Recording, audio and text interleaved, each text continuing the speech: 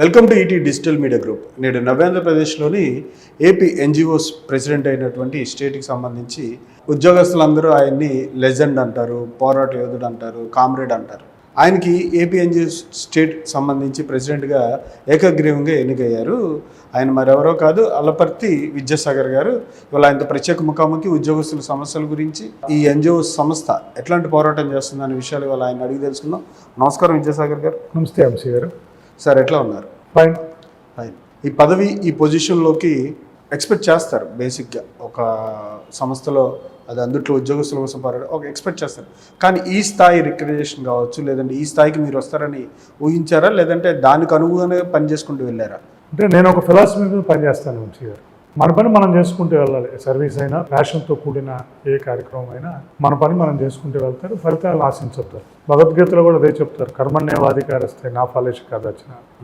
మేము ఇవాళ కాదు, ఈ పోస్ట్ ఇవాళ వచ్చింది. నాకు ఒక 5 నెలల క్రితం రాష్ట్ర ప్రధాన కార్యదర్శి అయ్యాను. నేను 38 సంవత్సరాల క్రితం సర్వీస్లో జాయిన్ అయ్యాను. దగ్గర 32 సంవత్సరాల పైబడి ఎన్జిఓ సంఘంలో వివిధ పదవుల్లో చేస్తున్నాను. పదవులు కొత్త కాదు, ఎన్జిఓస్ కార్యక్రమాలు, ఉద్యమాలు, ప్రస్థానాలు ఇవేమి కొత్త కాదు. వీటన్నిటికీ ఇది ఉన్నాయి. మరి వాటికి ఉన్న రాష్ట్రంలోని అన్ని జిల్లాల కార్యవర్గాలు, అట్లాగే రాష్ట్రంలో ఒక ఉద్యోగులే కాదు, ఉపాధ్యాయులైనా, పెన్షనర్స్ అయినా అంతా కూడా.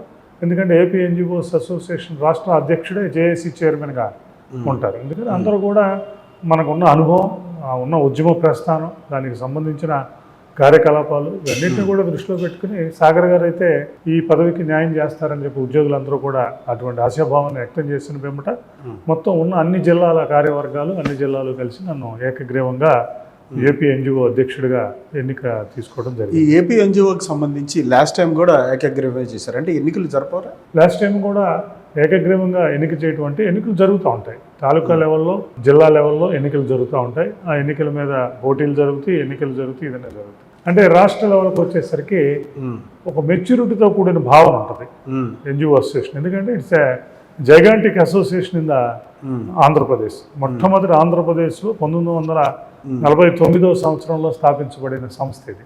ఇంతవరకు ఆంధ్రప్రదేశ్లో ఏ ఉద్యోగ ఉపాధి, ఏ సంఘం కూడా 49 74 సంవత్సరాల క్రితం స్థాపించబడి మొట్టమొదటిసారిగా రికగ్నైజ్డ్ కాబడిన సంస్థ. ఉద్యోగుల కోసం, మిగతా అందరి కోసం కూడా ఇన్ని సంవత్సరాల నుంచి పోరాడుతున్న సంస్థ. అందుకని ఎవరైతే ఈ సంస్థ నాయకత్వంలో ఉంటారో, ఎవరైతే ఈ సంస్థకు ఉంటారో, దాదాపు రాష్ట్రంలోని ఉద్యోగ, ఉపాధ్యాయ, కార్మిక, పెన్షనర్లు అందరినీ కూడా విలీనం చేసుకుని ఏపీ జేఏసీ ద్వారా ఉద్యమాలు, పోరాటాలు, డిమాండ్స్ మీద, మిగతా అన్నిటి మీద పోరాటం చేసుకుంటూ ముందుకు వెళ్ళే పరిస్థితి ఉంటుంది. అందుకని అందరూ కూడా ఆ వచ్చే నాయకత్వంలోకి వచ్చిన వారిని ఇది చూసుకుంటారు. మీకు జిల్లాలు, తాలూకాలు ఎలక్షన్స్ అయిపోయినాక అక్కడ ఒక సేవ్ వచ్చేస్తుంది. ఎందుకంటే జిల్లాలు, తాలూకాల్లో 70% 80% ఎవరికి ఉన్నారో అనేది ఉంటుంది. అందుకని ఆటోమేటిక్గా దాని ముందు జరుగుతుంది. కానీ పోటీ ఉండకపోవటం కాదు, ఎన్నికలు జరుగుతున్నాయి. ఎన్నికలు ఇది ఉంటుంది. అలాగే కోఆప్షన్స్ జరిగినా, మధ్యలో ఎవరైనా రిటైర్ అయినప్పుడు జరిగినా కూడా దానికి ఒక ఎన్నిక, దానికి ఒక ప్రణాళిక ఉంటుంది. వాటి ప్రణాళికాబద్ధంగా సంఘాల నాయకులు కూడా, ఇప్పుడు మేమందరం కూడా ఈ ఫ్రేలో ఉన్నాం. ఇప్పుడు కాదు, దాదాపు 17 సంవత్సరాల నుంచి కూడా సాగర్ గారు మొత్తం మిగతా అందరూ కూడా ఈ నాయకత్వానికి ఫ్రేలో ఉన్నాం. బట్ అక్కడికి వచ్చినాక పరిస్థితులకు అనుగుణంగా చేసుకుని ఒకళ్ళు ఒక అడుగు ముందుకేయటం, ఒకళ్ళు ఒక అడుగు వెనక్కి వేయటం అనేది జరుగుతుంది. గ్రూప్స్ అనేవి బేసిక్గా అన్ని దాంట్లో ఉంటాయి. అందులో మీది కూడా మినహాయింపు కాదు. అంటే ఒక గ్రూప్ కొంతకాలం, ఒక గ్రూప్ కొంతకాలం అని అనుకుంటారా? లేదంటే ప్రభుత్వాలు అధికారంలో ఉన్నప్పుడు ఆ ప్రభుత్వానికి అనుకూలంగా మాట్లాడే వ్యక్తులు కావచ్చు, లేదా వాళ్ళ సామాజిక వర్గ వాళ్ళతో చేత ఎన్నుకోబడ్డ నాయకుల చేత ఉంటుందా? ఎట్లా ఉంటుంది? అటువంటి ఆలోచన కానీ, అటువంటి భావన కానీ ఏపీ ఎన్జిఓస్ అసోసియేషన్ లేదు. ఇప్పుడు మేమంతా ఉన్నాం. మేము జిల్లా నాయకత్వంలో ఎన్నో దశాబ్దాలు ఉన్నప్పుడు కానీ రాష్ట్ర నాయకత్వంలో కూడా మేము ప్రధాన పాత్ర పోషించాం. చాలా యాక్టివ్గా ఉండేవాళ్ళం. మేము అంతకుముందు చంద్రబాబు నాయుడు గారి టైంలోనూ ఇది చేసాం, తర్వాత రాజశేఖర రెడ్డి గారి టైంలోనూ చేసాం, కిరణ్ కుమార్ రెడ్డి గారి టైంలో చేసాం, తర్వాత జగన్మోహన్ రెడ్డి గారి టైంలో చేసాం, ఇప్పుడు చేసాం. అక్కడ ఉన్న పరిస్థితిని బట్టి, సీనియారిటీని బట్టి, వీటిలన్నిటి బట్టి వస్తుంది. ఇవాళ కాదు, దాదాపు ఒక 7-8 సంవత్సరాల క్రితమే మాకు సంబంధించిన రాష్ట్ర నాయకత్వంలోకి రావాలన్న ఒక ఆలోచన ఉద్యోగులు వీటన్నిటిలో కూడా వచ్చింది. బట్ అక్కడికి వచ్చేసరికి మళ్ళీ సర్వీస్ కండిషన్స్ అన్నీ కూడా చూస్తాం. అంటే ఎంత సర్వీస్ చేశారు, ఇంకా ఎంత సర్వీస్ ఉన్నది.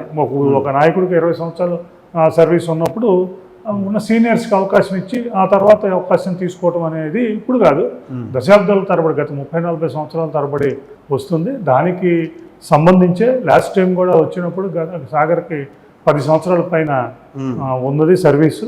ఇంకా సీనియర్స్ చాలామంది ఉన్నారు. ఎవరైనా ఒక వ్యక్తికి 10 ఏళ్ళు 15 ఏళ్ళు సర్వీస్ ఉన్నప్పుడు రాష్ట్ర అగ్రనాయకత్వంలోకి వచ్చేస్తే ఆ 15 సంవత్సరాల పాటు ఇంకా మిగిలిన ఏ నాయకుడికి కూడా అవకాశం వచ్చే పరిస్థితి ఉండదు. మరి వాళ్ళు కూడా 30 సంవత్సరాలు 40 సంవత్సరాలు చేసి ఉంటారు. ఈక్వల్ కాంపిటెన్సీ, ఈక్వల్ పొటెన్షియాలిటీలో ఉంటారు. మరి ఆ ఈక్వల్ పొటెన్షియాలిటీలో ఉన్న వారందరూ కూడా అప్పుడు కూడా అంతా అగ్రనాయకత్వాలు కూర్చొని ఆలోచించుకొని దానికి బట్టి దాని ధర్మిలో ముందుకు వెళ్తాయి. కానీ అక్కడున్న నాయకత్వాలను బట్టి ప్రభుత్వాలను బట్టి ముందుకెళ్ళే పరిస్థితి అయితే ఉండదు. సాగర్ గారు గతంలో కొంచెం ర్యాష్గా బిహేవ్ చేసేవాళ్ళు, ఏదున్నా సరే ఒక స్ఫూర్తి నింపే వ్యాఖ్యలు కావచ్చు, లేదంటే నలుగురు ఉద్యోగస్తులు ఇబ్బందులు పడుతున్నప్పుడు మీ బిహేవియర్ కొంచెం అగ్రెసివ్గా ఉండేది. ప్లస్ ప్రధానంగా స్టేట్ బైఫర్కేషన్ విషయంలో కావచ్చు, దాని తర్వాత అంశాల్లో మీ పేరు బాగా ఎలివేట్ అయింది. దాని తర్వాత అంటే అవసరాలకు అనుగుణంగా మీ క్యారెక్టర్, మీ వ్యక్తిత్వం మారిపోతుంది. క్యారెక్టర్ వ్యక్తిత్వం ఎప్పుడు మారదు. క్యారెక్టర్ రాజీ పడుతున్నారు. రాజీ పడతాం అనేది ఎక్కడా కూడా జరగదు. ఉద్యోగుల డిమాండ్స్ విషయంలో కానీ ఉద్యోగుల దీని విషయంలో కానీ రాజీ పడతాం అనేది జరగదు. దానికి తోడు మీ పాత్ర ఎక్కడ ఉన్నది అనేది సమైక్యాంధ్ర ఉద్యమంలో కానీ తర్వాత జరిగిన ఉద్యమంలో కానీ రాష్ట్ర నాయకత్వంలో నా పాత్రను ఎక్కువ అందరూ కూడా సాగర్ గారు ఉద్యమం అంతా కూడా చేస్తారు. ఇదంతా కూడా దీన్ని చేయాలని చెప్పి మాకు ఇచ్చేవాళ్ళు. అందుకని ఆ పాత్ర ఉంటుంది. దట్ డిపెండ్స్ అపాన్ రాష్ట్ర నాయకత్వం. ఇంకెవరైనా రాష్ట్ర నాయకత్వం వచ్చినప్పుడు లేదు ఈ పాత్ర మేమే తీసుకుని మేమే ముందుకు వెళ్ళాలన్నప్పుడు, ఇంకోటి జరిగినప్పుడు రాష్ట్ర నాయకత్వానికి అనుగుణంగా రాష్ట్రం యొక్క మొత్తం ఏపీ ఎన్జిఓస్ అసోసియేషన్ యొక్క డెసిషన్స్కి అనుగుణంగా ఒక సీనియర్ కామ్రేడ్గా అనుభవం ఉన్న నాయకుడిగా మెజారిటీ డెసిషన్స్కి అనుగుణంగా మెలగాల్సిన బాధ్యత క్రమశిక్షణ ఉంది. ఆ క్రమశిక్షణలో కూడా పనిచేస్తాం. అట్లాగే మన బీఆర్ ఫస్ట్ లో లేదా క్రమశిక్షణ ఎప్పుడు క్రమశిక్షణతో ఉంటాం. ఆ రోజు రాష్ట్ర నాయకత్వం అంటే మీరు ఎప్పుడు బెదిరింపు ధోరణితో మాట్లాడతారు, బెదిరించే ధోరణి మాటలు ఎక్కువగా మీరు వినియోగిస్తారు అంటారు. అంటే మీరు మిస్అండర్స్టాండ్. నేను ఎప్పుడు బెదిరింపు ధోరణి ఎప్పుడు కూడా మాట్లాడాను. నాకు అటువంటి ఇమేజ్ ఈ రాష్ట్రంలో లేదు. బట్ ఉద్యోగుల గురించి నిష్కర్షగా మాట్లాడతాము, నిక్కచ్చిగా మాట్లాడతాము, వాస్తవం మాట్లాడతాము. ఏ ప్రభుత్వం ఉన్నా ఏదున్నా కూడా మాకు సంబంధించి ఉద్యోగులు, because I'm been represented by employees. నేను ఇక్కడ కూర్చున్నాను ఇదంతా చేస్తున్నాను అంటే ఉద్యోగులు ఎవరైతే 12.5 లక్షల మంది ఉద్యోగ ఉపాధ్యాయ కార్మిక పెన్షన్లు ఉన్నారో వారందరూ రిప్రజెంటేటివ్గా వారందరి మద్దతుతో నేను వచ్చి ఇక్కడ కూర్చున్నాను. I have to represent them. నేను వాళ్ళందరి ప్రతినిధిని. వాళ్ళ మనోభావాలకు అనుగుణంగా వాళ్ళ భావాలకు అనుగుణంగా నేను పనిచేయాలి. కానీ ఇంకొక ఇదిగా పెట్టుకుని పనిచేసే పరిస్థితి ఉండదు. అందుకని వాళ్ళ భావాలకు అనుగుణంగానే ఎప్పుడు పనిచేస్తూ వచ్చాం. ఎట్ ది సేమ్ టైం ఏదైతే రాష్ట్ర నాయకత్వం, అంతకుముందున్న రాష్ట్ర నాయకత్వం, మీకు ఉద్యమం సంగతి చెప్తాను. అంతకుముందున్న రాష్ట్ర నాయకత్వం మేము సమైక్యాంధ్ర ఉద్యమం నేను ఇక్కడ క్రియేట్ చేసినప్పుడు ఆ విషయంలో రాష్ట్ర నాయకత్వం ఒక డెసిషన్ తీసుకోవాలి. తీసుకున్నప్పుడు కూడా మేము కొంత పోరాటం చేసి కొంత బ్యాలెన్స్ వహించాం. మేము తర్వాత రాష్ట్ర నాయకత్వం మారి అశోక్ బాబు గారు వీళ్ళు వచ్చినప్పుడు వాళ్ళు they have taken the decision. వాళ్ళు డెసిషన్ తీసుకున్నప్పుడు అంటే అంతకు ముందు మేము బ్యాలెన్స్ వహించడానికి క్రమశిక్షణ ఇప్పుడు కాదు, 2009-10 నుంచి మేము ఇక్కడ విజయవాడలో నా వాయిస్ వినిపిస్తున్నా. మనం వన్ వే వెళ్ళిపోతుంది. 16 మీద కానీ ఉద్యోగుల మీద కానీ ఇంకో దాని మీద కానీ మన మీద అపవాదులు ఇవన్నీ కూడా వస్తున్నాయి. వీటన్నిటిని మనం సమాధానం చెప్పకపోతే అవన్నీ నిజాలు అయిపోతాయని చెప్పి స్టేట్ ఎగ్జిక్యూటివ్ లో కానీ ఇక్కడ కానీ నేను ఇస్తున్నాను.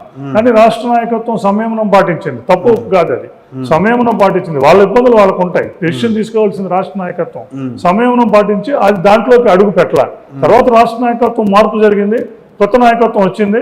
వారు ఇందులోకి ఇదయ్యారు. ఇందులో వాయిస్ ఇవ్వగలిగే సాగర్ కాబట్టి సాగర్ కూడా ప్రధాన పాత్ర పోషించే అవకాశం వచ్చింది. నేను దాన్ని పోషించాను.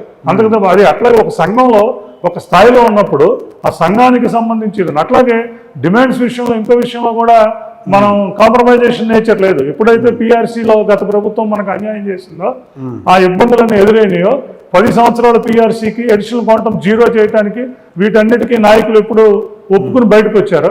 దాని మీద మొట్టమొదటి గలమెత్తింది మేమే. ఇది ఉద్యోగులకు కానీ ఉపాధ్యాయులకు కానీ ఎవరికి అంగీకారం కానిది.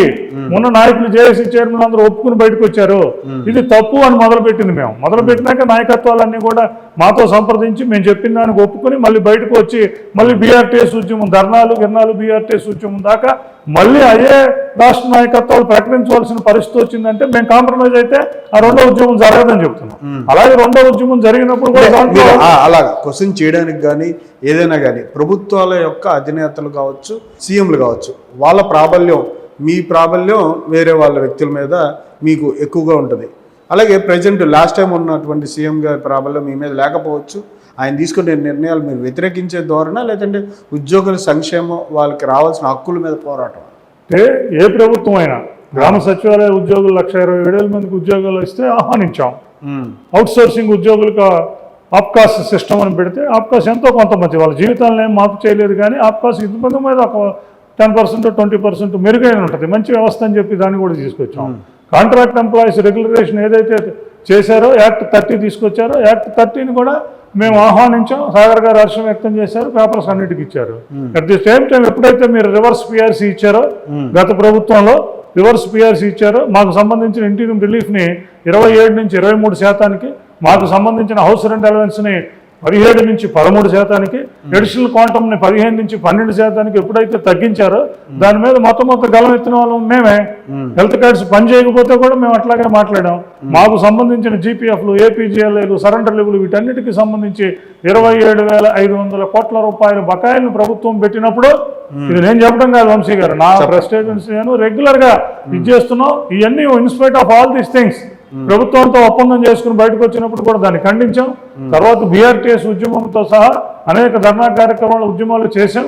ఆ ఉద్యమంలో ప్రధాన పాత్ర మళ్ళీ చెప్తున్నా, ఇప్పుడున్న నాయకత్వాలు కానీ మా దగ్గర ఉన్న ఎన్జిఓ నాయకత్వం కానీ ఉద్యమం వచ్చేసరికి సాగర్, ఇక్కడ నేను విజయవాడలో ఉంటాను కాబట్టి ఉద్యమం ప్రస్థానం ఉన్న నాయకుడిని అనుభవం అంతా ఉంది కాబట్టి ఆ బీఆర్టీఎస్ స్థల ఎంపిక కానించి, ఆ కార్యక్రమం కానించి, కార్యాచరణ కానించి పూర్తిగా అన్ని జేఏసీ చైర్మన్లు నాకు అప్పచెప్పడానికి కూడా కారణం. అప్పచెప్పినప్పుడు దాన్ని ఆ స్థాయిలోనే ప్రభుత్వం అష్టదిగ్బంధనం చేసిన, ఎవరిని లోపలికి రానికపోయినా, 8 గంటల వరకు లోపలికి ఎక్కడికి వెళ్ళకపోయినా, నేను ఈ ఎన్జిఓ హోమ్ నుంచి మొట్టమొదటి ఊరేగింపుని బిగించేసి కొన్ని వేల మందితో మేము బ్యారికేడ్స్ తీసుకుని వెళ్ళి ఆ బీఆర్టీఎస్ ఉద్యమాల లోపలికి వెళ్ళి అక్కడి నుంచి రాష్ట్ర నాయకులను పిలిపించుకుని వాళ్ళతో సభను కండక్ట్ చేసిన వాళ్ళం మేము ఇక్కడ ఉన్న నాయకులుగా. అందుకని ఒక పక్క సంఘంలో ఉంటూ రాష్ట్ర నాయకత్వం సంఘం తీసుకునే డెసిషన్స్కి అనుగుణంగా క్రమశిక్షణతో కాస్తా ఉండాల్సిన పరిస్థితి ఉంటుంది. అలాగ ఉంటాం సీనియర్ నాయకులు. రెండవది, సంఘమే ఒక తప్పు చేస్తున్నప్పుడు, లేకపోతే నాయకత్వం డెసిషన్స్లో ఎక్కడ చిన్న ఇది ఉన్నప్పుడు మా ఎగ్జిక్యూటివ్ సమావేశంలో నిష్కర్షగా చెప్తాం. కానీ దానికి సమయం వచ్చినప్పుడు, ఉద్యమాలు వచ్చినప్పుడు తప్పనిసరిగా దాని ధర్మలోనే ఉద్యమం వచ్చి 5 సంవత్సరాల పిఆర్సీ రావటం, అడిషనల్ క్వాంటమ్ని 0 నుంచి 12.7% చేయటం, ఇటువంటి కొన్ని రిలీఫ్లతో చేశారు. అప్పుడు కూడా మేము సంతృప్తి చెందలే. అది in spite of that one also నువ్వు ఎక్స్ప్రెస్డ్ అవర్ రిసన్. అంటే మీరు మ్యాక్సిమం ఏ విషయానికి హక్కుల విషయంలో రావాల్సినవి అన్ని రాకపోతే మీరు సాటిస్ఫై అవ్వరు, అంతే కదా? అవరు, అంతే. ఎప్పుడు అవరు. సరే, కాసేపు దాని తర్వాత దగ్గరికి వద్దాం. మీరు అంటే హీరోయిక్ ఇమేజ్ కానీ అలాంటిది ఇమేజ్ ఇష్టపడతారు మీరు? ఒక లెజెండరీ ఇమేజ్ని, నేను అటువంటి ఇమేజ్ను, అటువంటి హీరోయిక్ దాన్ని ఇష్టపడేవాడిని అయితే నేను ఏ స్థాయిలో ఉన్నా, ఎక్కడున్నా, ఏ పోస్టు ఉన్నా లేకపోయినా గత 33-34 సంవత్సరాల నుంచి ఎన్జిఓ అసోసియేషన్లో ఇర్రెస్పెక్టివ్ ఆఫ్ పోస్ట్ పనిచేస్తూ అక్కడి నుంచి ఇక్కడ దాకా వచ్చాను. అన్ని నాయకత్వాలు అన్నిట్లో కూడా పనిచేశాను. అటువంటిది కోరుకునేటప్పుడు అయితే ప్రతిదాన్ని వాడుకోవాలని చూసేవాళ్ళు. నాకు తెలిసి అటువంటిది ఎప్పుడు లేదు. అంటే మనం చేసే పనుల వలన, మన నిజాయితీ వలన, మనకున్న నాలెడ్జ్ వలన, మన సర్వీస్ వలన, మనకున్న ఉద్యమ ప్రస్థానం వలన అటువంటి ఇమేజ్ ఉద్యోగుల్లో ఏదన్నా అటువంటి భావన ఉద్యోగుల్లో ఉంటే దానికి నేను ఇదేం కాదు, అలాంటిదే. నేను దాన్ని ప్రోత్సహించటం, దాన్ని కావాలని. కానీ మీ ప్రమాణ స్వీకారానికి సంబంధించి విజయవాడ నగరం ఒక మంత్రి స్థాయి, ఒక డిప్యూటీ సీఎం స్థాయి, అంత హడావడి, ఎక్కడ చూసిన బ్యానర్లు అవన్నీ, విజయవాడ నగరం మొత్తం అదంతా ఒక పండగ వాతావరణంలో క్రియేట్ చేశారు. ఒక పెద్ద స్థాయి నాయకుడు అన్నట్టు. ఎందుకంటే 2 విషయాలు ఉన్నాయి వంశీ గారు ఇందులో. ఒకటి, 30-35 సంవత్సరాలుగా నేను ఇందాక చెప్పినట్లు 3 దశాబ్దాల పైగడి కంటిన్యూస్గా ఉద్యోగుల తరపున నిలబడి పోరాటం చేయటం, దానికి సంబంధించిన వాయిస్ వినపడటం, ఇదంతా ఉంది. ఇదంతా ఉన్నప్పుడు సాగర్ గారికి ఇదంతా ఉన్నది. ఆయనకి ఏ రోజో మీరు ఏ ఉద్యోగిని కదిలిచ్చినా, ఇవాళ కాదు, ఆయన గత 5-6 సంవత్సరాల క్రితమే ఆయన రాష్ట్ర నాయకత్వంలోకి రావాలి, ఆయనకి అటువంటి నాయకుడు ఉండాలన్న భావన ఇవాళ ఉద్యోగుల్లోనూ, ఉపాధ్యాయుల్లోనూ, పెన్షనర్స్లోనూ ఉంది. ఆ భావన వారికి నిజమయ్యే పరిస్థితి వచ్చినప్పుడు, దాన్ని సాకారం అయ్యే పరిస్థితి వచ్చినప్పుడు ఆటోమేటిక్గా వాళ్ళ మనసులో నుంచి కానీ మిగతా వాళ్ళ నుంచి కానీ ఉంటుంది. ఇందులో రెండో విషయం ఏంటంటే, గత 5-6 సంవత్సరాలుగా ఉద్యోగ, ఉపాధ్యాయ, కార్మిక వ్యవస్థ చాలా ఇబ్బందులు పడింది.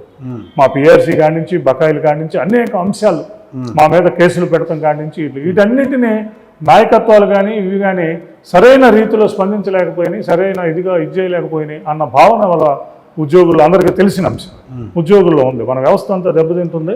మనం డిమాండ్స్ను ఎక్స్పోజ్ చేసే విషయంలో కానీ, ప్రభుత్వం దగ్గర నుంచునే విషయంలో కానీ, ఉద్యోగుల తరపున నిలబడి వాయిస్ వినపడే దీంట్లో కానీ కొన్ని ఇబ్బందులు ఉన్నాయి. సాగర్ గారి లాంటి నాయకుడు ఉంటే ఆ ఇబ్బందులన్నీ ఉండేవి కాదు కదా అన్న ఒక భావన ఉద్యోగుల్లో కానీ, మిగతా వాళ్ళలో కానీ, ఉద్యోగ కుటుంబ సభ్యుల్లో కూడా ఆ భావన అంతా ఉంది.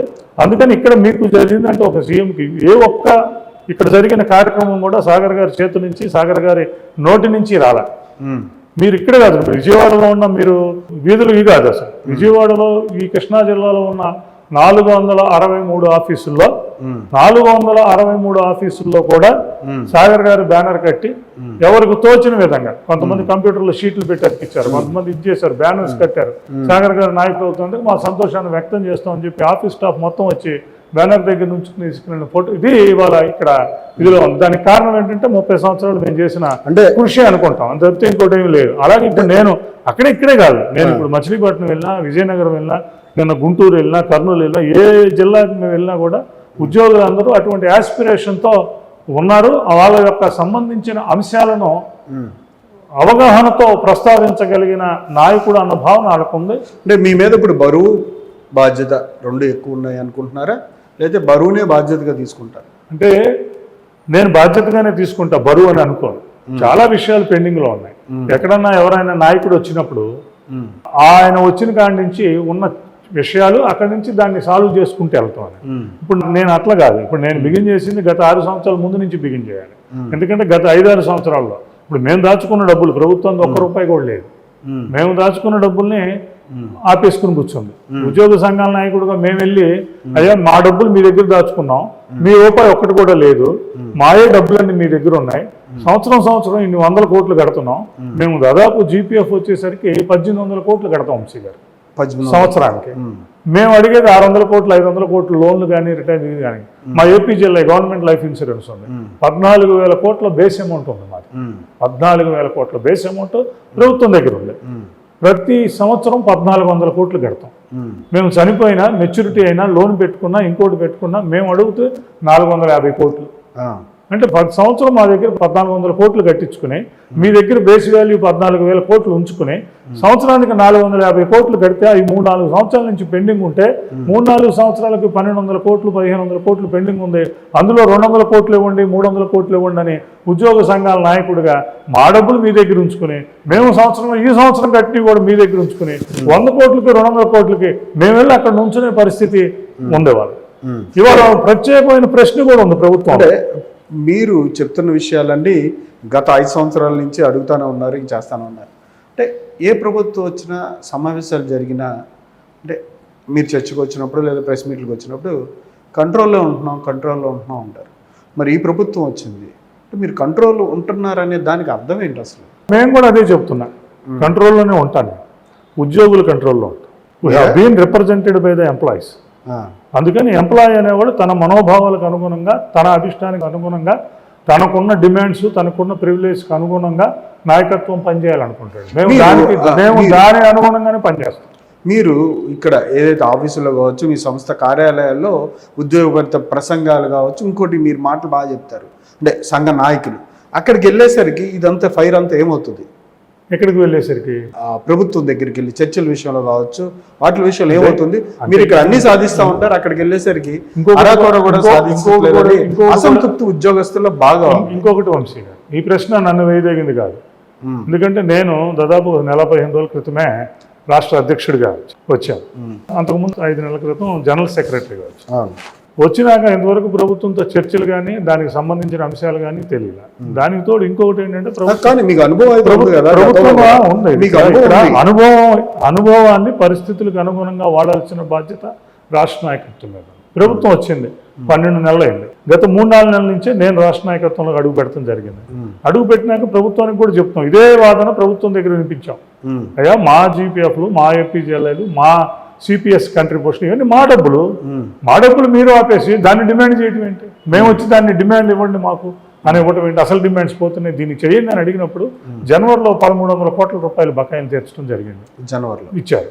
తర్వాత మార్చిలో మేము మళ్ళీ దీని మీద వెళ్ళినప్పుడు ముఖ్యమంత్రి గారు దాన్ని 2-3 వేల కోట్ల రూపాయలు బకాయిలు తీరుతా ఉన్నారు.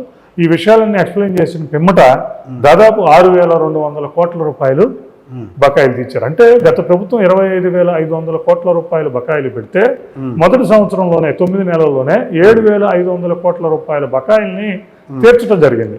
అవేంటి జీపీఎఫ్లు, ఏపీజీఎల్ఐలు, సిపిఎస్ కంట్రిబ్యూషన్లు, మెడికల్ రియంబర్స్మెంట్ బిల్స్, ఉద్యోగులకు సంబంధించిన గ్రాట్యుటీ కంపిటేషన్స్. ఇక్కడ 2 అంశాలు ఉన్నాయి ఎంసీ గారు. మాకు సంబంధించి ఇన్ని వేల కోట్లు పెండింగ్ ఉన్నాయి, మాకు సంబంధించి సరెండర్లు పెండింగ్ ఉంది, మాకు సంబంధించి పిఆర్సీ పెండింగ్ ఉందని గట్టిగా అడగాల్సిన బాధ్యత రాష్ట్ర నాయకత్వం మీద. అట్ ది సేమ్ టైం ప్రభుత్వం ఏం చెప్తుంది, మేము వచ్చాము ప్రభుత్వంలోకి, వచ్చినాక ఇక్కడి నుంచి మా బకాయిలు కానీ వ్యవహారాలు కానీ ఏమైనా ఉంటే మేము చూసుకోవాలి. కానీ మీరు 5-6 సంవత్సరాల నుంచి వేల కోట్ల రూపాయల బకాయిల్ని ఎన్ని వందల ప్రాబ్లమ్స్ అన్ని ఫైలప్ చేసి ఇవన్నీ ఒక 5 నెలల్లోనూ 6 నెలల్లోనూ సాకారం కావాలంటే అంత అంశం కాదు, దశల వారీగా వస్తాం, దానికి టైం ఇచ్చి చేయాలన్నమాట. అందుకని ఉద్యోగుల వాళ్ళ డిమాండ్స్కి అనుగుణంగా, వాళ్ళ మనోభావాలకు అనుగుణంగా అడగాల్సిన పరిస్థితి అట్ ది టైం రాష్ట్ర ప్రభుత్వం వచ్చింది. మేము వచ్చిన 5 నెలల్లోనూ 6 నెలల్లోనూ సాగర్ గారికి స్వరం ఉంది, లేకపోతే మీరు అన్నట్టు ఉద్యమ ప్రస్థానం ఉందని 6 నెలల్లోనూ 7 నెలల్లోనూ మాట్లాడితే దానికి ఔచిత్యం కూడా ఉండాలి. ఎక్కడ మన వాయిస్ ఉండాలో అక్కడ ఔచిత్యం కూడా ఉండాలి. అందుకనే 7,500 కోట్లు కొట్టించాం. 3,600 కేసులు ఉద్యోగుల మీద గత ప్రభుత్వం బనాయించింది. దాని మీద కూడా ముఖ్యమంత్రి గారిని కలిసాం, డీజీపీ గారికి ఇన్స్ట్రక్షన్స్ ఇప్పించాం, చేసాం. ఇప్పటికి 80% కేసులు ఏదైతే ఉద్యోగ ఉపాధ్యాయ కార్మికుల మీద, సిపిఎస్ ఉద్యోగుల మీద గత ప్రభుత్వం ఆందోళన సందర్భంగా పెట్టిందో, బీఆర్టీఎస్ అన్ని మా మీద కూడా అన్నిటి మీద ఉన్నాయి. వాటన్నిటిలో 80% కేసులు ఇప్పటికే పరిష్కారం చేశారు.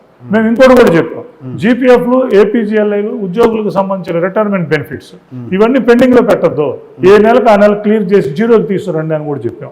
ప్రభుత్వం ఏప్రిల్లో వాటిని అప్పటి వరకు క్లియర్ చేయటమే కాదు, మే, జూన్, జూలై ప్రతి నెల దానికి సంబంధించింది మళ్ళీ పెండింగ్ పడిపోకుండా ఏ నెల వచ్చిందో ఆ నెల ఇన్పుట్ ని క్లియర్ చేస్తూ వచ్చింది. క్లియర్ చేసింది ఇప్పటి వరకు ఈ మంత్ వరకు క్లియర్ చేసింది. ఒక్క పదవీ విరమణ అన్ని డిపార్ట్మెంట్స్ కి పదవీ విరమణ బెనిఫిట్స్ గత 2 సంవత్సరాల నుంచి పెండింగ్ లో ఉన్నాయి, వాటిని చేసుకుంటూ వచ్చారు. కమ్యూటేషన్ ఈ రోజు వరకు వచ్చినట్టు క్లియర్ అవుతుంది. గ్రాట్యుటీ 9 నెలల నుంచి రిటైర్ అయిన పెండింగ్ ఉంది. సరెండర్ లీవ్ మాత్రం పూర్తి పెండింగ్ ఉంది. అందుకని ఒకటి వస్తుంది. ఇప్పుడు సరెండర్ గ్రాట్యుటీ కూడా మొత్తం క్లియర్ చేయమంటున్నాం, అది కూడా జీరో. అంటే పదవి 30-40 సంవత్సరాలు పనిచేసిన వ్యక్తికి 2-3 ఎప్పుడూ లేదు ఈ బాధ. మేము అనేది ఏంటంటే ఏ భారత రాష్ట్ర ప్రభుత్వంలోనూ ఈ ఇష్యూ లేదు. ఆంధ్రప్రదేశ్ లో కూడా ఈ 74 సంవత్సరాలు ఎప్పుడు చూడాల, గత 5-6 సంవత్సరాల నుంచే ఈ ట్రెండ్ వచ్చింది. ఇప్పుడు ఆ ట్రెండ్ క్లోజ్ చేయాలని చూస్తే 2 తెలుగు రాష్ట్రాల్లో ఈ సమస్యను బాగా చూపిస్తూ ఉన్నారు. అంటే ఇవ్వాల్సిన హామీలు ప్రభుత్వాలు అధికారంలో రావడానికి పార్టీలు హామీలు ఇచ్చి వస్తూ ఉన్నాయి, కానీ ఇవాళ మీరే మీరే బాధితుల్లాగా నిలబడుతున్నారు. ఉద్యోగస్తులే మీ మీద అందరూ జాలి చూపిస్తేనే, లేదా ప్రభుత్వం జాలి చూపిస్తే కొన్ని కోట్లు రిలీజ్ చేయాల్సిన పరిస్థితి. అంటే ఏమనిపిస్తుంది మీకు, ఎవరైతే ఇన్ని ఏళ్ళు సర్వీస్ చేసి రిటైర్మెంట్ అయిన తర్వాత డబ్బుల కోసం వేచి చూడాల్సిన దుస్థితి ఎందుకు వచ్చింది? చట్టబద్ధత లేకపోవడమా, మీకుండే హక్కులకు సంబంధించి, జీతాలకు సంబంధించి? ఇందులో ఒక విషయం చెప్పి నేను మీ దగ్గరికి వస్తాం. మేము ఇందాక చెప్పారు సమైక్యాంధ్ర ఉద్యమం అప్పుడే క్రిస్టల్ క్లియర్ గా చెప్పాం. రాష్ట్ర నాయకత్వం మేమంతా కూడా రాష్ట్రం 2 అయితే 2 ఆర్థిక పరిస్థితులు బాగోవు, 2 రాష్ట్రాలు కూడా ఉద్యోగులకు జీతాలు ఇవ్వలేని పరిస్థితికి వస్తాయి. నీటి విషయంలో మీరు ఒక అడుగు కూడా ముందుకి వేయలేరు. జల పంపిణీల విషయంలో కానీ, ప్రాజెక్టుల నిర్మాణ విషయంలో కానీ, ఇంకోటి కానీ మేము ఏదైతే చెప్పామో అవన్నీ ఇప్పుడు నిజం అవుతున్నాయి. ఇంకొక విషయం దుస్థితి అన్న, నిజంగా దుస్థితి. మేము జీపీఎఫ్లో డబ్బులు దాచుకుని 40 సంవత్సరాలు దాచుకుంటే రిటైర్ అయిన వ్యక్తి ఎప్పుడు వస్తుందో తెలియదు. మేము ఇంకోటి కూడా అడుగుతాం గవర్నమెంట్ని, సరే మీరు ఎప్పుడు ఇస్తారు చెప్పండి. డిసెంబర్లో ఇస్తారు, ఆ ఉద్యోగం అమ్మాయి డిసెంబర్లో వస్తుంది నాకు అని కూర్చుంటాడు. ఇవాళ డిసెంబర్లో వస్తుందో తెలియదు, అక్టోబర్లో వస్తుందో తెలియదు, ఏప్రిల్లో వస్తుందో తెలియదు, వస్తుందో లేదో తెలియదు. ఎప్పుడు లేని పరిస్థితి. అంటే ఒక 40 సంవత్సరాలు పనిచేసి మా డబ్బులు మేము దాచుకుంటే జీపీఎఫ్లో అవి ఎవరు, మా సరెండర్ లీవ్ నేను చేసుకుంటే అదెవరు, ప్రభుత్వం ఇవ్వాల్సిన గ్రాట్యుటీ కంపిటేషన్ కూడా ఎవరు. దానికి తోడు ఇంకొక ఇబ్బంది అండి. ఇక్కడ నీకు ఇవాళ రిటైర్ అయితే ఒక 40 లక్షలు 50 లక్షలు వస్తాయి. ఈ 50 లక్షల్ని 2 సంవత్సరాల తర్వాత, సంవత్సరంన్నర తర్వాత ఇస్తున్నారు. వారికి ఏమైనా లోన్లు ఉన్నా, హౌసింగ్ లోన్, దానికి ఇంట్రెస్ట్ వాళ్ళు కట్టుకుంటున్నారు. ఈ 50 లక్షలకు ఇంట్రెస్ట్ బ్యాంకులో వేసుకున్నా మనకి ఇది వస్తుంది. ప్రభుత్వం అటువంటిది ఏమి ఇచ్చే పరిస్థితి లేదు. మీరు డబ్బులు ఇస్తే చాలు అనే పరిస్థితికి ఇవాళ స్థితిని తీసుకొచ్చారు. అది తీసుకురావడం వల్ల ముఖ్యంగా పెన్షనర్స్ ఇవాళ మొన్న కూడా మేము అందరికీ అది చెప్పాను. కానీ మీరు పెన్షనర్స్తో గతంలో కూడా చాలా సంప్రదింపులు వాళ్ళ కోసం ఏదో చేశారని చెప్తా ఉంటారు. పెన్షనర్స్కి అడిషనల్ క్వాంటమ్ ఆఫ్ పెన్షన్ని దాదాపు గత 2017-18లో అడిషనల్ క్వాంటమ్ ఆఫ్ పెన్షన్ని ఫస్ట్ టైం ఈ రాష్ట్రంలో 10% 15%, 70 సంవత్సరాలు దాటిన వాళ్ళకి 10%, 75 సంవత్సరాలు దాటినానికి 15%. ఎందుకంటే 70-75 రాగానే వాళ్ళకి మెడికల్ ఎక్స్పెన్సెస్ ఇవన్నీ పోతాయి. వాళ్ళ మెడిసిన్స్కి వీటికి ఇక్కడ ఉండే పరిస్థితి లేదు. హెల్త్ కార్డులో కూడా అవేమి రావు. అందుకని అవి ముఖ్యమంత్రి గారికి చెప్పి అప్పుడు 10-15 చేయించాం. తర్వాత వచ్చిన ప్రభుత్వం దాన్ని 0 చేసింది. BRTS ఉద్యమం తర్వాత 7-12 చేసింది. అట్లాగే వాళ్ళకు సంబంధించిన అంశాలలో ఎప్పుడు కూడా నేను కాస్త గ్రౌండ్ లెవెల్లో ఉండే లీడర్లం కాబట్టి, గ్రౌండ్ ఎడుతుంటాం కాబట్టి వాళ్ళందరూ రెగ్యులర్గా వెళ్తుంటారు. ఇప్పుడు కూడా అందుకే వాళ్ళ మీద దృష్టి పెట్టాం. వాళ్ళకు కావాల్సిన అడిషనల్ క్వాంటమ్ ఆఫ్ పెన్షన్ ఏదైతే కొత్తది అడగట్లే, మేము ఉన్నది తీసేశారు, దాన్ని పునరుద్ధరించండి అని అడుగుతున్నాం. అట్లాగే రిటైర్ అయ్యే వ్యక్తికి సరెండర్ లీవ్ 2 సంవత్సరాల నుంచి సరెండర్ లీవ్ ఇవ్వకపోవడం ఏంటి, కమ్యూటేషన్ ఇవ్వకపోవడం ఏంటి, వీటిని చేయమన్నాం. ప్రభుత్వం ఏం చెప్తుంది, 2 సంవత్సరాల నుంచి పెండింగ్ ఉంది, వాటిని మేము కమ్యూటేషన్ తీసుకొచ్చాం. గ్రాట్యుటీ 9 నెలలకి 10 నెలలకి తీసుకొచ్చాం. ఇప్పుడు దాన్ని కూడా 0 ఏ నిమిషం తీసుకొస్తాం. ఇవన్నింటినీ ఒక్కసారిగా మేము 7,500 కోట్లు ఇచ్చాం. ఆ తర్వాత 1,000-1,500 కోట్లు కట్టాం. అంటే దగ్గర 9,000 కోట్ల వరకు మీకు మేము పే చేసాం. వీటిని దశల వారీగా మేము చేస్తాం, కానీ మీరంతా ఇది అనేది ప్రభుత్వం ఉంది. ఉద్యోగులు ఏ భావన ఉందంటే ఈ ప్రభుత్వాన్ని, కూటమి ప్రభుత్వం ఈ ఇబ్బందులన్నీ ఉన్నాయనే ఈ అన్ని భరించిపోయమట. ఒక్క డిమాండ్ కూడా మాకు ఇప్పుడు CPS వారం రోజులు రద్దు చేస్తా ఉన్నారు, అది అమని పరిస్థితి. కాంట్రాక్ట్ ఎంప్లాయీస్ రెగ్యులరైజ్ చేస్తా ఉన్నారు. యాక్ట్ తీసుకొచ్చారు కానీ కేవలం 3,000 మందినే చేశారు. 11,000 మంది ఎలిజిబిలిటీలో ఉన్నారు.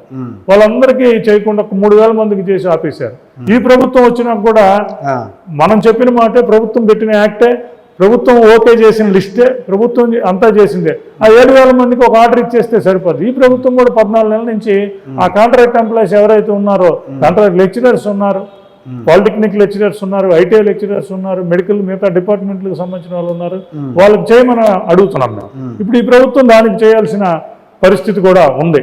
అందుకని వీటన్నిటి మీరు అన్నట్లు బాధ్యతలు, ఎందుకంటే ఇవాళకి మనం చేయటం వారు పైలప్ అయిపోయినాయి. ఏదైతే 6 సంవత్సరాల నుంచి పేరుకుపోయి అన్నిటినీ అందుకే మేము ఉద్యోగులకు కూడా నేను time and again I'm going to districts and taluka units. ఏ నాయకుడు వెళ్ళినంత ఎక్స్టెన్సివ్గా వెళ్తాను కూడా. వెళ్ళినప్పుడు వాళ్ళకు కూడా ఎడ్యుకేట్ చేస్తున్నాం. ఇవాళ మనకున్న దాన్ని క్లియర్ చేసుకోవాలంటే ఒక విధి, కానీ గత 6 సంవత్సరాల నుంచి వచ్చిన లైబిలిటీస్ని వీటన్నిటిని కూడా మనం క్లియర్ చేసుకోవాలంటే అది ఒక కొంత ఇబ్బంది అయిన పరిస్థితి ఉంది. అందుకని రెండింటినీ బ్యాలెన్స్ చేసుకోవాల్సిన అవసరం ఉంది. ఎంతో ఒక మాట అన్నారు మీరు, కాంప్రమైజేషన్. అవును, నేను ఒకటే చెప్పాను. ఏపీ NGOs నాయకుడికి కానీ, ఉద్యోగ సంఘాల నాయకుడికి కానీ, మేము ఉద్యోగ సంఘాల నాయకులు, పొలిటికల్ పార్టీలో, ప్రజా సంఘాలు, విజిల్ బ్లోయర్స్ కాదు మేము. ఉద్యోగ సంఘాల నాయకులు, ఉద్యోగంలో ఉంటాం, ప్రభుత్వంతో ఉంటాం, ఇది ఉంటాం. అందుకని యాక్సెసిబిలిటీ ఈజ్ మస్ట్. ఏ ఒక్క నాయకుడు వచ్చినా ప్రభుత్వంలో యాక్సెసిబిలిటీ ఉండాలి. ఎందుకంటే మాకు PRCA కాదు, రోజువారీ దైనందిక సమస్యలు అనేక వస్తాయి. యాక్సెసిబిలిటీ ఉండాలి. నాయకుడికి దాని యాక్సెసిబిలిటీకి కాంప్రమైజేషన్కి మధ్య సన్నటి గీత ఉంటుంది. నాయకుడికి ఒక్కోసారి యాక్సెసిబిలిటీలోకి వెళ్ళి ఆ గీతను గమనించుకోకుండా ఆ రోజువారీ కార్యక్రమాల్లో ముందుకెళ్ళిపోతూ అది కాంప్రమైజేషన్లోకి వెళ్ళిపోతారు. కానీ సాగర్ గారికి యాక్సెసిబిలిటీ ఏంటో, కాంప్రమైజేషన్ ఏంటో, దాని మధ్య ఉన్న సన్నటి గీత ఏంటో బాగా తెలుసు. కానీ మీ దగ్గర ఉండే ఉద్యోగస్తులు, మీ సంస్థలోని ఎవరైతే జాయిన్ అయిన వాళ్ళు ఉన్నారో, మీ దగ్గర నుంచి అది కాదు కదా ఎక్స్పెక్ట్ చేసేది. మీ ఇమేజ్ ఏమో చూస్తే అన్ని పోరాట ఫలితాలుగా తీసుకొచ్చినవి ఉంటాయి. కానీ ఇక్కడ పోరాటం కాదు, సమన్వయంతో వెళ్ళాలి. అది ఆ సన్నటి గీతను తెలుసుకొని ముందుకు వెళ్తూ ఉంటాను. సన్నటి గీతను చేసి కాంప్రమైజేషన్కి వెళ్ళకుండా, అదే నా గీత అనేది ఏమిటంటే యాక్సెసిబిలిటీ ఉంటుంది. మనకు సంబంధించిన అన్ని పరిష్కారం చేసుకుంటూ వస్తాం. పరిష్కారం కాకపోయినా కూడా అలాగే ముందుకు సాగితే గీత దాటుతాం. అందుకని పరిష్కారం కానప్పుడు ఉద్యోగి రెండే కోరుకుంటాడు నా దగ్గర నుంచి. ఉద్యోగ సంఘాల నాయకుడిగా, రాష్ట్ర నాయకుడిగా మాకు సంబంధించిన వారిని వినిపించి, ప్రభుత్వానికి కూడా నచ్చజెప్పి, అవగాహనతో చెప్పి, గట్టిగా చెప్పి, ఇది చేసి మా డిమాండ్స్ తీసుకురావాలి అని. ఒకవేళ డిమాండ్స్ రాని పక్షంలో, ప్రభుత్వం మొండి వైఖరి అవలంబిస్తున్న పక్షంలో మాకు సంబంధించిన వాయిస్నే రాష్ట్ర నాయకుడు వినిపించాలి, అవసరమైతే కార్యాచరణకు ముందుకు వెళ్ళాలి అని. మేము ఈ రెండింటికి సంసిద్ధులమే. రెండింటికి సంసిద్ధులమే. సార్, ఇప్పుడు ప్రజెంట్ ఉద్యోగస్తులకు సంబంధించి ఎంత బకాయిలు ఉన్నాయి? 25,000 కోట్లు అని చెప్తా ఉన్నారు. అంటే మీ వెర్షన్లో ఏపీ NGOs స్టేట్ అధ్యక్షులుగా ప్రజెంట్ ఉద్యోగస్తుల పరిస్థితులు ఏంటి? వాటికి సంబంధించి ఎంత బకాయిలు ఉన్నాయి? ఏ ఏరియాస్ రావాల్సి NDA? ఉద్యోగులకు సంబంధించి ఇప్పుడున్న పరిస్థితి చూస్తే గత పరిస్థితికి పెద్ద భిన్నంగా ఏం లేదు. గత ప్రభుత్వాన్ని పరిస్థితికి ఒకటి, మాకు ఈ ప్రభుత్వం వచ్చినాక 1వ తారీఖు జీతాలు ఇమ్మని చెప్పారు ముఖ్యమంత్రి గారు. పెన్షన్లు, జీతాలు 1వ తారీఖు మాని, 1వ తారీఖు 2వ తారీఖు మేము యూనిట్లాగా వాటి కోసం ఎదురు చూడకుండా 15వ తారీఖు 20వ తారీఖు అనకుండా 1వ తారీఖు వస్తుంది. 2 ఎక్స్టెంట్ వీఆర్ హ్యాపీ. రెండోది కాస్త కూస్త స్వేచ్ఛాయుత వాతావరణం. మా వాళ్ళు ధర్నా చేయాలన్నా, ర్యాలీ చేయాలన్నా, ఇంకోటి చేయాలన్నా ఇదివరకు 1,00,000 ఇది పెట్టి 100 మంది చేయండి, 50 మంది చేయండి, చేయడానికి వీల్లేదు. ఇవన్నీ ఉండే మా మీద కాదు, మొత్తం అన్నిటి మీద ఉన్నాయి. ఇవాళ కాస్త స్వేచ్ఛాయుత వాతావరణం గవర్నమెంట్లో వచ్చింది తెలపడానికి ఉంది. మొన్న అది మేమందరం కూడా అందరూ యాక్సెప్ట్ చేస్తున్నాం. మూడోది బకాయిలన్నీ పెండింగ్ అయిపోయినాయి. కాబట్టి అందులో 7,500 కోట్లు ఇప్పుడు దాదాపు 8,500 నుంచి 9,000 కోట్ల రూపాయలు ఈ 12 నెలల్లో కొట్టారు. To that extent we are happy, అంతవరకు కొట్టారు. ఇవి ప్రభుత్వం దగ్గర నుంచి మాకు వస్తున్న పరిణామాలు. వాటి వరకు మేము హర్షం వ్యక్తం చేస్తున్నాం, ఇది చేస్తున్నాం. కానీ మా వ్యవస్థ దగ్గరికి వచ్చేసరికి ముఖ్యంగా పే రివిజన్ కమిటీ వేతన సవరణ 2023 నుంచి రావాలి. మాకు 2023లో అప్పుడున్న ప్రభుత్వం వేతన కమిషనర్ని అపాయింట్ చేసింది, వేతన సవరణ కమిషనర్ని అపాయింట్ చేసింది. అపాయింట్ చేసినప్పుడు ఆయన రాజీనామా చేశాడు. వేతన సవరణ కమిటీ ఉంది, కమిషనర్ రాజీనామా చేశాడు. ఆ ప్రభుత్వం ఎలక్షన్స్ వచ్చినాయని అయ్యని చెప్పి సంవత్సరం కాలయాపన చేసి 9 నెలలు ఆ ప్రభుత్వం వేతన సవరణ కమిషన్ అపాయింట్ చేయలేదు. వాళ్ళకు ఉన్న టైం కూడా తక్కువ. ఈ ప్రభుత్వం వచ్చి 14 నెలలు అయినాక వేతన సవరణ కమిషన్ అపాయింట్ చేయాలి. అపాయింట్ చేయడం వల్ల ప్రభుత్వానికి వచ్చే ఒక ఇది తప్పితే రూపాయి ఖర్చు ఏమి లేదు. అది అపాయింట్ చేస్తే ఒక సంవత్సరం పాటు, 6 నెలలు, సంవత్సరం పాటు మా రిపోర్ట్ ఇవ్వటానికి, మా అందరితో చర్చించడానికి టైం పడుతుంది. మరి గవర్నమెంట్ వచ్చి 14 నెలలు అయినా ఆ వేతన సవరణ కమిషన్ అపాయింట్ చేయకపోవడం, దాని నుంచి ఆలోచించకపోవడం, దాని మీద ఒక మాట కూడా మాట్లాడకపోవడం అనేది ఉద్యోగుల్లో తీవ్రమైన అసంతృప్తి ఉన్నది. పిఆర్సీ కమిటీని అపాయింట్ చేయాలి. దాంతో పాటు రెండో అంశం మేము కూడా చెప్తున్నాం రాష్ట్ర ప్రభుత్వానికి, మనం ఇట్లా ఉదాసీన వైఖరి ఇబ్బంది అట్లా వెళ్తూ ఉంటే ఇవన్నీ ఇంకా పేరుకుపోతాయి తప్పితే మనం ఒక రోజుకు గత ప్రభుత్వం లాగా పరిష్కారం చేయలేని పరిస్థితికి అవన్నీ ఇంకా అవని పరిస్థితికి వస్తాయి. అది మాకు మెల్లిమెల్లిగా ఇంకొక 6 నెలలు పోతే, సంవత్సరం పోతే ఇంకెప్పుడు చేయలేము. దానికి కొన్ని డిఏలు ఉన్నాయి. డిఏ ఈ ప్రభుత్వం వచ్చేసరికి 2 డిఏలు పెండింగ్ ఉన్నాయి. ఇప్పుడు ఉంటుంది అట్లా. ఇక్కడ డిఏ కూడా కమిటీ చేశారా? ఏం లేదు, డిఏ ఉన్నాయి. ఈ డిఏకి కమిటీ అక్కర్లేదు, డైరెక్ట్ గా డిఏ ఇవ్వాలి ప్రభుత్వం. కానీ అక్కడ వేసారులేండి తెలంగాణలో డిఏ కమిటీ. ఇక్కడ అన్నది ఏం లేదు. మాకు ఇప్పటికి 3 డిఏలు పెండింగ్ ఉన్నాయి. సెంట్రల్ గవర్నమెంట్ 4వది కూడా వచ్చింది ఇప్పుడు. అంటే యాజ్ ఆన్ డేట్ కి 4 డిఏలు పెండింగ్ ఉన్నాయి. ప్రభుత్వం వచ్చి 14 నెలలు అయింది. కనీసం ఇప్పటికి 6 నెలలకు ఒక డిఏ ఇవ్వాలి. ఈ ప్రభుత్వం వచ్చి 14 నెలలు అయింది, 2 డిఏలు ఇవ్వాలి. కనీసం ఒక డిఏ కూడా ఇవ్వాల. ఇప్పుడు 3-4 డిఏ మేము ఒకటి, ఇంకో 4-5 నెలలు చెప్తే 5 డిఏలు అవుతాయి. 5 డిఏలు పెండింగ్ అయినప్పుడు ప్రభుత్వం ఎప్పుడైనా 1 డిఏ ఉంటుంది తప్పితే మిగతా డిఏలు ఇచ్చే పరిస్థితి ఉండదు. ఎరియర్స్ పేరుకుపోతా ఉంటాయి. ఎరియర్స్ ఇవ్వాల్సిందే మాకు, అది ఇచ్చే పరిస్థితి ఉండదు. గత ప్రభుత్వం 100 నెలల ఎరియర్స్, ఒక్కొక్క మనిషికి 2 లక్షల నుంచి 3 లక్షల రూపాయల ఎరియర్స్ బకాయిలు పెట్టి ఉత్తర్వులు ఇచ్చి, మీరు పలానా రోజు బిల్లు పెట్టుకోండి అని చెప్పి ఉత్తర్వులు ఇచ్చి కూడా ఇవాళకి ఒక ఉత్తర్వు కూడా అమలు కాని పరిస్థితి రాష్ట్రంలో ఉంది. చాలా మంది అడుగుతుంటారు, ఉద్యోగులు అడుగుతారు, మేమేం అడగట్లా, ఇందులో డిమాండ్స్ ఏమి లేవు. మా డబ్బులు ఆపేశారు, మా హెల్త్ కార్డ్స్ మేము డబ్బులు కడితే అవి ట్రస్ట్కి వెళ్ళాల, గవర్నమెంట్ దగ్గరికి వెళ్తాయి. గవర్నమెంట్ ట్రస్ట్కి పే చేయదు, హాస్పిటల్కి టయానికి వెళ్ళదు, హాస్పిటల్ వైద్యం చేయదు. మేము సిపిఎస్ కడితే సిపిఎస్ కంట్రిబ్యూషన్ వెళ్ళదు. ఇప్పుడు వెళ్తున్నాయి కాస్త. జీపీఎఫ్ గ్రాట్యుటీ మేము పెట్టుకున్న డబ్బులు మాకు రావు, ఏపీజీఎల్ఐ మాకు రాదు. ఇప్పుడు కాస్త వస్తున్నాయి. సరెండర్ లీవు 3 సంవత్సరాల నుంచి పెండింగ్ ఉంది. ప్రభుత్వం దగ్గర నుంచి ఎట్లాంటి రెస్పాన్స్ వస్తుంది మరి ఈ అంశాల మీద? ప్రభుత్వం వచ్చింది, అనేక ఇబ్బందులు ఉన్నాయి. ఆర్థిక వ్యవస్థ అంతా చిన్నభిన్నంగా ఉంది. 12 లక్షల కోట్ల అప్పు ఉంది. ఉద్యోగులకు సంబంధించిన బాకీలే 30,000 కోట్ల దాకా రమారమి ఉన్నాయి. అంటే మీకు ఎంతవరకు నమ్మకం ఉంది ఈ ప్రభుత్వం అయినా సరే కనీసం మీ డిమాండ్స్ కావచ్చు, మీకు డిమాండ్స్ పక్కన పెడితే మీకు రావాల్సిన హక్కులు, మీకు రావాల్సిన ఏరియాస్ ఇవన్నీ క్లియర్ చేస్తుందని ఎక్స్పెక్ట్ చేస్తున్నారా? ప్రభుత్వం ఇప్పటి వరకు కూడా మన ఇబ్బందులు ఉన్నాయి, ఆర్థిక ఇబ్బందులు ఉన్నాయి, ఒక్కొక్కటి చేసుకుంటూ వస్తున్నా ఉన్నారు. కొన్ని చేశారు, నమ్మకంతో ఉన్నాం. ఇప్పుడు అసలైన ఇష్యూ ఘట్టం ఇప్పుడే ఉంది. ఉద్యోగస్తులు మీ మీద చాలా నమ్మకంతో ఉన్నారు. సమర్థుడిగా ఇవన్నీ సాధించగలుగుతారా, లేదంటే ఒక సామాజిక వర్గమనో లేదంటే పదవుల కోసం మిమ్మల్ని మీరు అమ్ముకొని మిగిలిపోతారా? నేను ఎలా ఉంటానో గత 30 సంవత్సరాల అనుభవం చెప్తుంది. నేను ఒక 30 years వితౌట్ బ్రెమిష్, చిన్న ఇది లేకుండా బ్రెమిష్లెస్ సర్వీస్ని, ఉద్యోగుల యొక్క రిజల్ట్లెస్ సర్వీస్ని వైట్ పేపర్ లాగా వచ్చాను. ఇవాళ మీరు అన్నట్లు ఒక పీక్ స్టేజ్కి వచ్చాం. ఈ పదవి అనేది నెక్స్ట్ మీ పొలిటికల్ కెరీర్కి స్టార్టింగ్గా ఇది ఒక రికార్డ్ పెట్లా యూజ్ చేసుకుంటారా, లేకపోతే రాజకీయాల్లోకి వెళ్తారా? ఏ వ్యక్తికైనా ఏదైనా ఉండటం తప్పని నేను ఎవరికైనా ఉంటుంది తప్పని. కానీ ఈ సీట్లో కూర్చున్న వ్యక్తికి నేను 4 సంవత్సరాల తర్వాత పదవి కావాలి అంటే అది ఉద్యోగులందరికీ తీవ్రమైన అన్యాయం జరుగుతుంది. మిగతా ఉద్యోగ సంఘాల వాళ్ళు ఈ ఏపీ ఎన్జిఓ అసోసియేషన్ సంబంధించి ఆస్తుల విషయంలో కావచ్చు, అకౌంట్స్కి సంబంధించిన విషయాల్లో ఎంక్వైరీ చేయాలి అని చెప్తా ఉంటారు. వీటన్నిటిని చూస్తూ ఉంటారు కదా మీరు, మీ దగ్గర పారదర్శకత ఇట్లాంటివి ఏమైనా ఉంటాయా? ఏపీ ఎన్జిఓస్ అనేది ఒక జైగాంటిక్ ఆర్గనైజేషన్. ఈ రాష్ట్రంలో ఏ వ్యవస్థకి లేనంత నిర్మాణపరమైన మండల వ్యవస్థ నుంచి సిటీలు, తాలూకాలు, రాష్ట్ర వ్యవస్థ దాకా ఇప్పుడు కాదు 40-50 సంవత్సరాల క్రితమే. మిగతా ఉద్యోగ సంఘాలకి మీ ఉద్యోగ సంఘాలకు ఉన్న వ్యత్యాసం ఏంటి?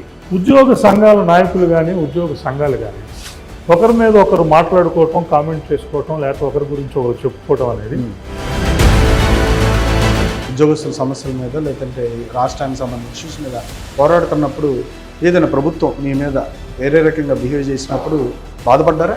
ఉద్యమం చాలా పెద్ద ఎత్తున చేసి దానికి తగిన ఫలితం రానప్పుడు మనం ఇంత కష్టపడ్డాం, దీనికి సంబంధించి రాలేకపోయిందే అన్న బాధే తప్పితే. Thank you sir, thank you. నమస్తే.